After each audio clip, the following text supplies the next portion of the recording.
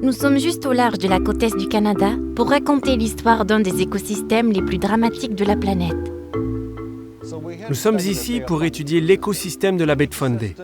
Un écosystème, c'est un lieu physique avec des plantes, des animaux et d'autres éléments physiques comme l'eau, le fond marin et les roches qui l'entourent. Ça ressemble beaucoup à une ville. Et une ville se compose bien sûr de ses habitants, mais aussi de ses maisons et de ses rues, de toutes les infrastructures qui la font tourner. C'est pareil pour un écosystème. Cet écosystème évolue constamment. Voilà la question. Comment ces changements touchent-ils les espèces qui vivent ici? Et surtout, comment touchent-ils une des plus grandes vedettes de l'océan Atlantique, la baleine franche? Une baleine crache un nuage de vapeur. On trouvait des baleines franches partout dans l'Atlantique Nord il y a 1000 ans. Mais elles furent chassées presque jusqu'à l'extinction par des pêcheurs européens. Dans les années 1500, ces baleiniers ont compris que la même espèce vivait aussi de l'autre côté de l'Atlantique et ils sont venus l'exploiter.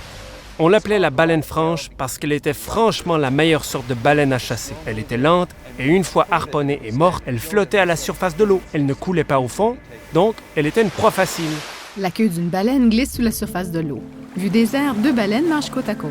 La baleine franche de l'Atlantique Nord est une des espèces de baleines les plus en péril au monde et la plupart d'entre elles viennent se nourrir dans la baie de Fundy. C'était du moins leur habitude jusqu'à présent. Mais leur histoire a récemment connu un nouveau tournant. Les choses ont changé à partir de 2010. L'année dernière, on n'en a vu que 8, alors qu'à la fin des années 1990, on voyait plus de 200 baleines franches au cours d'une seule campagne. Les baleines franches viennent de moins en moins à la baie. Elles passent de moins en moins de temps ici. Elles semblent se diriger vers d'autres endroits.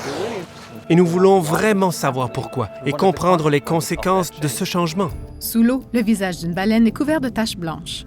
Les baleines franches du Nord Atlantique sont si rares aujourd'hui qu'il est crucial de les suivre de près. Anisha observe l'océan à partir d'un bateau. De cette façon, nous pouvons assurer la survie de ce doux géant. La queue d'une baleine disparaît sous les vagues bleues.